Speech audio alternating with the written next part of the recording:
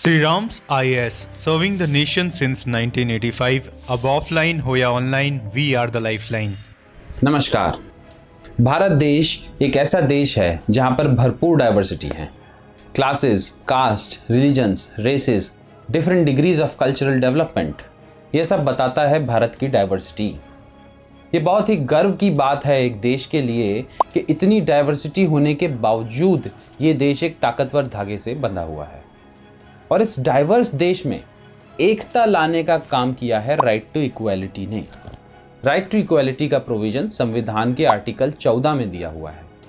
पर यह समझने के लिए कि क्यों भारत के संविधान में राइट टू इक्वालिटी का प्रोविजन डाला गया और कैसे इसने इंडिया के सोशियो पॉलिटिको इकोनॉमिक नक्शे को बदल दिया, हमें जाना पड़ेगा उस टाइम में जहां से ये डिविजन्स शुरू हुए थे। हमारे पूर्वजों ने एक ऐसे भारत की स्थापना की थी जहां पर स्पिरिचुअलिटी और ह्यूमन डेवलपमेंट, सोशल डेवलपमेंट हो या इकोनॉमिक डेवलपमेंट हो, साथ साथ चलते थे। पूरा समाज चारों वर्णों में बटा हुआ था और सभी वर्णों को अपने अपने काम उनकी कैपेबिलिटी या कॉम्पिटेंसी के आधार पर दिए गए थे। उस समय के इंटेलेक्चुअल्स या स्पिरिचुअल लोगों में आने वाले ब्राह्मण्स कहलाए। वहीं जो राज्य की रक्षा करने वाला वर्ण हुआ वह क्षत्रिय कहलाया। ब्राह्मण का काम था समाज के इंटेलेक्चुअल डेवलपमेंट या फिर कहें कि बौद्धिक आधारशिला को बनाए रखना। उस समय के टीचर्स, प्रोफेसर्स या फिलोसोफर्स यही ब्राह्मण्स होते थे। क्षत्रिय का काम होता था समाज की सुरक्षा करना और राज्य की पॉलिटिकल बाउंड्रीज को बढ़ावा देना। राजा रजवाड़े इन्हीं क्षत्रियों की देन है जो समाज में व्यापार का काम करते थे और आर्थिक रूप से यानी इकोनॉमिक टर्म्स में जो समाज को सशक्त करते थे वह वैश्य कहलाए।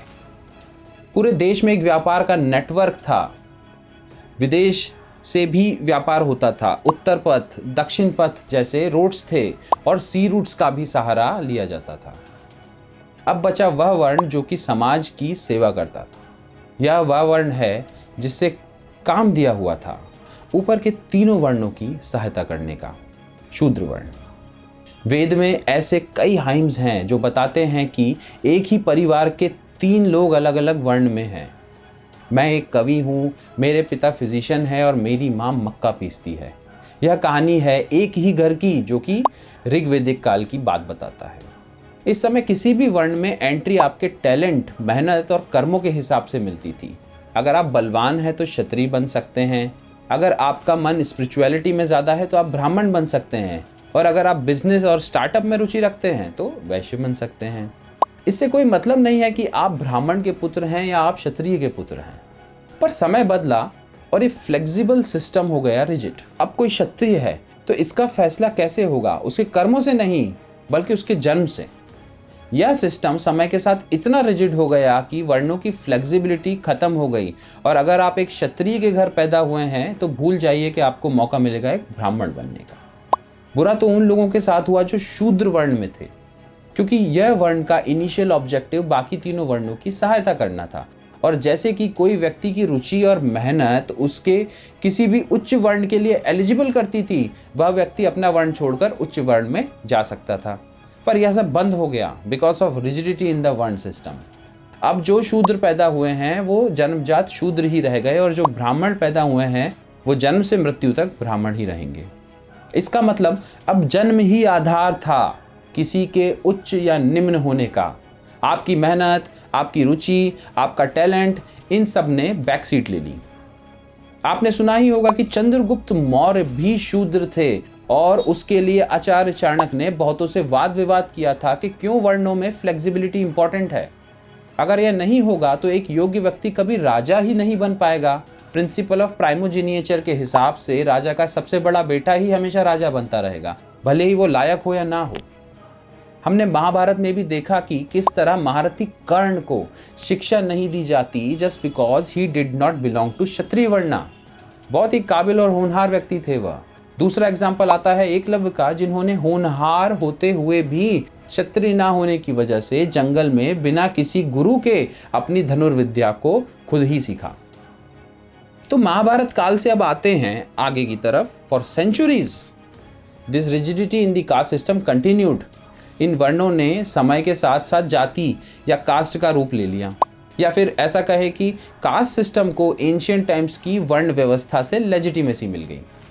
और जब कास्ट सिस्टम का उदय हुआ तो शुरू हो गया अनटचेबिलिटी का प्रॉब्लम। दलित्स जो कि वर्ण सिस्टम के बाहर माने जाते थे, उनको नए कास्ट सिस्टम के हिसाब से अनटचेबल्स माना जाने लगा। यहाँ से शुरू हो गया समाज का बंटवारा। छुआछूत, अनटचेबिलिटी एक बीमारी की तरह देश में फैल गई और ह्यूमन राइट्स की धज्जियाँ उड़ा दी।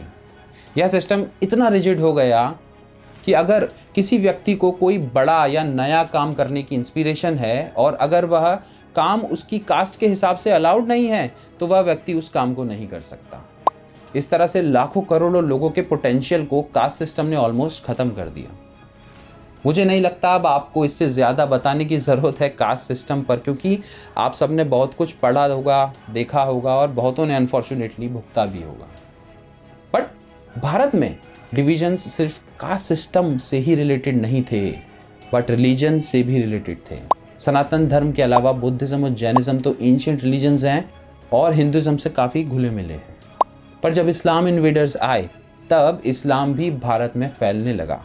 इस्लाम का उदय भारत में शांति से या कहें कि पीसफुल तरह से नहीं हुआ था।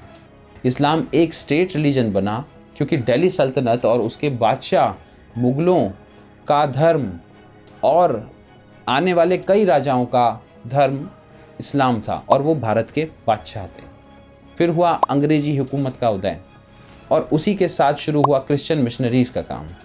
मिशनरीज़ ने भारत के कई इलाकों में खास करके ट्राइबल बेल्ट्स में क्रिश्चियनिटी फैलाना शुरू कर दिया। इसका काफ़ी विरोध भी हुआ पर मिशनरीज़ बहुत हद तक सक्सेसफुल रहे। पर अंग्रेज़ों ने फ़ायदा उठाया भारत की डाइवर्सिटी का। डिवाइड एंड रूल की पॉलिसी को अपनाना और एक वर्ग को दूसरे वर्ग से लड़वा देने में अंग्रेज़ों को महारत हासिल थी। अंग्रेज़ों ने फ़ायदा उठाया कास्ट सिस्टम का और ख़ास करके रिलीजन का। एक कास्ट को दूसरे कास्ट से, एक रिलीजन को दूसरे रिलीजन के खिलाफ कर दिया और रूल करते रहे। यह हालत थी भारत की जब भारत को आज़ादी मिली। During independence there were sharp caste and religious differences in India, और इसलिए यह जरूरी हुआ कि कॉन्स्टिट्यूशन मेकिंग के दौरान फंडामेंटल राइट्स में भारत के डाइवर्स नेचर के बावजूद लोगों को पॉलिटिकल, सोशल और इकोनॉमिक इक्वालिटी दी जाए।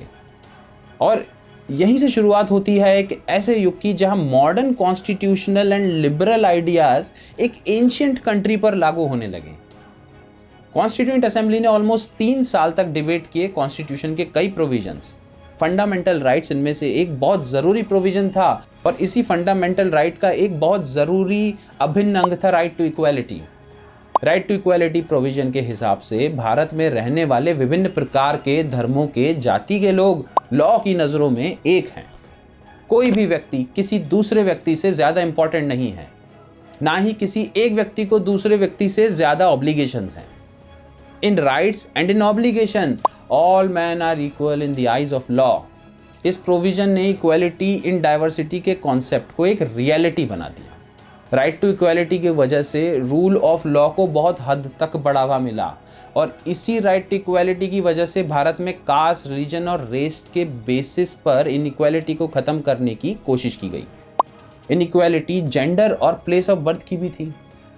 तो कुल मिलाकर ऐसे वर्ग जो कि कास्ट सिस्टम की वजह से अनटचेबल्स कहलाए, ऐसे वर्ग जो हिस्टोरिकली और एजुकेशनली बैकवर्ड रह गए, उन्हें मॉडर्न इंडिया ने एक मौका दिया समाज में बराबरी करने का। इस राइट टू इक्वालिटी ने ना सिर्फ सारे नागरिकों को एक समान अधिकार दिए बल्कि पिछड़े वर्गों को सपोर्ट भी दिया गया। मतलब अब राजा और रंक का वोट करने का अधिकार समान है। भारत में कॉन्स्टिट्यूशन आने के बाद राजा और रजवाड़े भी अपनी ताकत खोकर एक डेमोक्रेटिकली इलेक्टेड गवर्नमेंट के अधीन हो गए।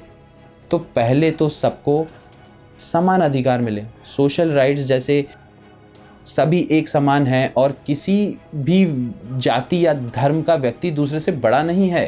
पॉलिटिकल राइट्स जैसे वोटिंग का अधिकार, जहां एक गरीब का वोट और एक करोड़पति का वोट एक समान है। राइट टू इक्वालिटी के चलते महिलाओं, बच्चों, पिछड़े वर्गों के लिए स्पेशल प्रोविजंस भी बनाए जाने लगे। रिजर्वेशन पॉलिसी यहीं से शुरू होती है। जिसमें एडमिशन, पोस्ट और प्रमोशन में पिछड़े वर्गों को, ट्राइबल्स को, शेड्यूल कास्ट्स के लिए रिजर्वेशंस हैं। अगर ये रिजर्वेशन नहीं दिए जाते तो सोचिए वह व्यक्ति जो एजुकेशनली और हिस्टोरिकली बैकवर्ड है, वह व्यक्ति जो मेन स्ट्रीम सोसाइटी से बाहर है, वह कैसे उन लोगों से कंपटीशन करता है जिनमें कोई विषमताएं नहीं हैं। तो इक्वालिटी बिफोर लॉ के साथ साथ इक्वल प्रोटेक्शन ऑफ लॉ भी संविधान का अभिन्न अंग बन गया और लाखों करोड़ों लोगों के पोटेंशियल को एक और मौका दे दिया। तो दोस्तों, देखा आपने कॉन्स्टिट्यूशन की ताकत को। एक ऐसे वर्ग को जो कि सेंचुरी से पिछड़ा हुआ था, उसमें उसे एक झटके में सोशली, पॉलिटिकली इक्वल घोषित कर दिया गया। जहाँ तक इकोनॉमिक इक्वालिटी की बात है, यह भी डायरेक्टिव प्रिंसिपल का एक अंग है जिसमें सरकार को याद रखना है कि नियम और कायदे बनाते समय क्या प्रोविजंस डाले जाएं। आज भारत में जाति और धर्म जरूरी मुद्दे हैं और गवर्नमेंट के साथ इनका तालमेल और गवर्नमेंट का इंटरवेंशन एक बहुत ही ज़्यादा बड़ा मुद्दा है। कितना इंटरवेंशन हो और कितना ना हो, यह सब डिसाइड करता है सुप्रीम कोर्ट। कोर्ट ने राइट्स का दायरा बहुत बढ़ा दिया है और इंडिविजुअल लिबर्टी को, इक्वालिटी को सारे डिविजन्स और बॉन्डेजेस से ऊपर कर दिया है। उम्मीद करते हैं कि यह दायरे और बढ़ेंगे और उसके साथ साथ सिटीजन्स अपनी ड्यूटीज़ भी समझेंगे कि किस तरह इक्वालिटी को बनाए रखा जा सके और पीसफुली अलग अलग धर्मों, जातियों के साथ रहा जा सके। तो दोस्तों, थैंक्स फॉर लिसनिंग और हमेशा की तरह सब्सक्राइब करें हमारे चैनल को और बेल आइकन हिट करें। Thank you. Sri Ram's IAS, serving the nation since 1985. Ab offline ho ya online, we are the lifeline.